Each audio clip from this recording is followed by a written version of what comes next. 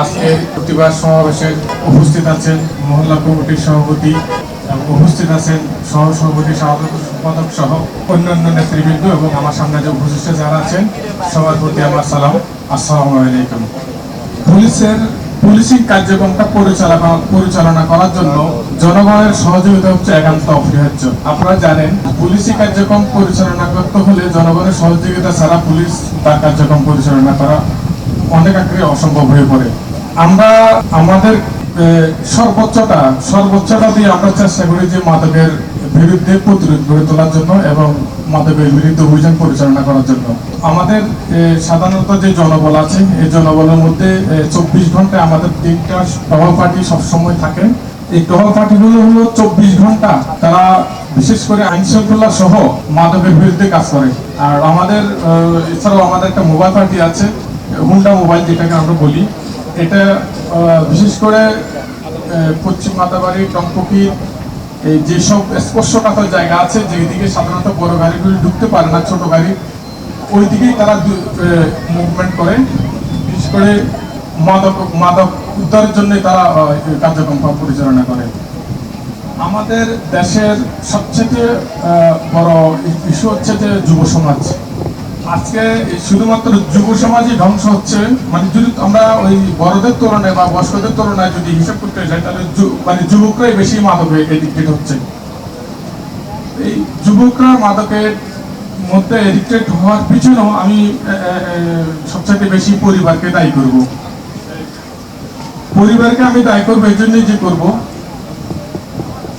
তার সন্তান কি করে না করে সে আমার চেয়ে সে ভালো জানবে। পরিবারে বাবা মা ভাই বোন আত্মীয়স্বজন যারা আছেন তারা দেখা যাচ্ছে যে তার সন্তান কোথায় যাচ্ছে, কোন আড্ডা যাচ্ছে, কি করছে, বা তাকে তার কত টাকা তার প্রয়োজন, এগুলো না দেখে তাকে হয়তো অতিরিক্ত টাকা দিয়ে দিচ্ছে বা তার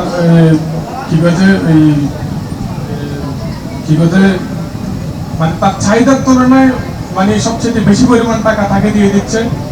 এরপরে সে কোন আড্ডা যাচ্ছে, কোন বন্ধুদের এতে চলতেছে এই জিনিস কোনো জিনিস খোঁজখবর রাখে না রাখার কারণেই সে ওই যে খারাপ সঙ্গের সাথে মিশে যাচ্ছে এবং সে মাদক আসক্ত হচ্ছে। আলটিমেটলি পরিবারই ধ্বংস হচ্ছে। একটা পরিবার ধ্বংস হয়, একটা সমাজ ধ্বংস হয়, একটা সমাজের থেকে একটা রাষ্ট্র ক্ষতিগ্রস্ত হয়।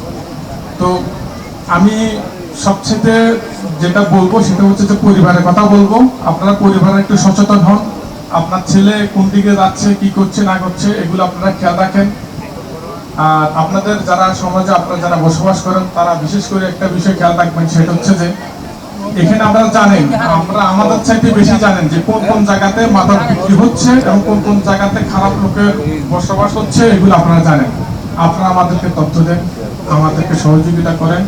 আমরা আপনাদেরকে সহযোগিতা করার জন্য 2 হাত বাড়াই দেব, কিন্তু আপনাদের সহযোগিতা আমাদের লাগবে। আমি গত প্রোগ্রাম আমি উপস্থিত ছিলাম। গত প্রোগ্রাম আমি অনেক কথা বলেছিলাম, প্রায় আধা ঘন্টার মতো বক্তব্য রেখেছি। ওখানে আমি কিছু কিছু বিষয় বলেছিলাম, সেটা হচ্ছে যে বাড়িওয়ালা যারা আছেন তাদের বলি সিএমএস ফর্মটা যে মানে এটা কত গুরুত্বপূর্ণ সেটা আপনাদেরকে আমরা বুঝতে পারবো না। যদি আমি আমাদের সার্ভারে নিয়ে আপনাদেরকে দেখাই তাহলে আপনারা বুঝতে পারবেন যে এটার গুরুত্বটা কি। কথার কথা, আপনার নাম হচ্ছে যে ফজলুল হক, আপনার পিতার নাম হচ্ছে যে মৃত আব্দুর রহিম। আমি ফজলুল হক মৃত আব্দুর রহিম সদরঘাটে এটুকু দূর যদি আমি চার্জ দিই তার পুরো ইতিহাস চলে আসবে। আপনারা আমাদেরকে সহযোগিতা করেন। যদি আমরা প্রপারলি ভাড়াটিয়াদের তথ্য এনআইডি কার্ড সহকারে নেন, দেখেন যে মানে ওই যে খারাপ প্রকৃতি সে কখনোই আপনাদের এখানে থাকবে না। আপনাদের এখান থেকে বারাসের বিদেশে বাধ্য হবে, সে থাকবে না। তাহলে এই একটা বিষয়ের উপর আমি ফোকাস দিয়েছিলাম। আর একটা বিষয়ের উপর আমি ফোকাস দিয়েছিলাম, সেটা হচ্ছে যে বাড়িওয়ালাদের প্রতি বলছিলাম যে আপনাদের ভাড়াটিয়া যারা আছে আপনারা জানেন যে আপনার ভাড়াটিয়া কি করে না করে। আপনি তার একরকম অভিভাবক, আর মাথা রাখবেন যে আপনি তার একরকম অভিভাবক, যে আপনার ভাড়াটিয়া সে কোনো কর্মের সাথে জড়িত আছে কিনা বা কর্মের সাথে জড়িত নাই কিনা। যদি কর্মের সাথে জড়িত থাকে তাহলে সে কোনো অপরাধের সাথে জড়িত হওয়ার সম্ভাবনা খুবই কম, হবে না তা না, খুবই কম। আর যার কোনো কর্মই থাকবে না তাহলে বুঝে নিবেন সে কোনো অপরাধের সাথে জড়িত আছে, অবশ্যই কোনো না কোনো অপরাধের সাথে জড়িত আছে। আর অপরাধী যারা তাদেরকে দেখলে বোঝা যাবে।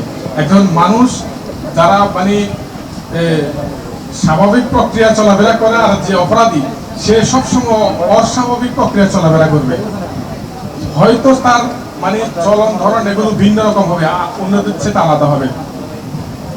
তো আপনাদের কাছে আমার এটা অনুরোধ থাকবে, আপনারা পুলিশকে তথ্য দিয়ে সহযোগিতা করবেন, পুলিশ আপনাদের পাশে থাকবে।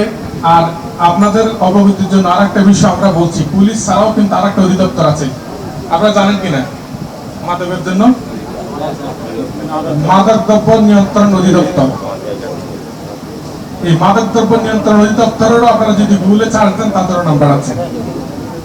আপনার যদি মনে করেন যে না পুলিশকে আপনাদের বিশ্বাস করতে কম হয় বা আপনাদের এরকম মনে হয়, মাদক দ্রব্য দিয়েও আপনি সেটা করতে পারেন। না হতে পারে, আমার একটা হাসতেছে, এরকম হতে পারে, ঠিক আছে। তো যাই হোক, আপনারা হচ্ছে কি করছে, আমাদেরকে সহযোগিতা করবো। সর্বশেষ হলো যেটি আমাদেরকে সহযোগিতা করেন, আমরা আপনাদেরকে সহযোগিতা করব। আর এরপরে যদি আপনারা ওই যে গতবারে বলছিল আঙ্কেলে যে আপনাদের যদি যে যারা অপরাধের সাথে জড়িত আছে তাদের নাম আপনারা ভেবে মুখে বলতে গেলে বা এই করতে গেলে আপনারা হুমকি স্বরূপ হবেন, হুমকির সম্মুখীন হবেন। হুমকির সম্মুখীন হওয়ার দরকার নাই, আপনারা এটা কখনো আমাদেরকে তথ্য দিয়ে দেন, ঠিক আছে? একটা স্লিপ করে ওনার কাছে দিয়ে দিন, আমরা আঙ্কেল থেকে নিয়ে নেব, ঠিক আছে?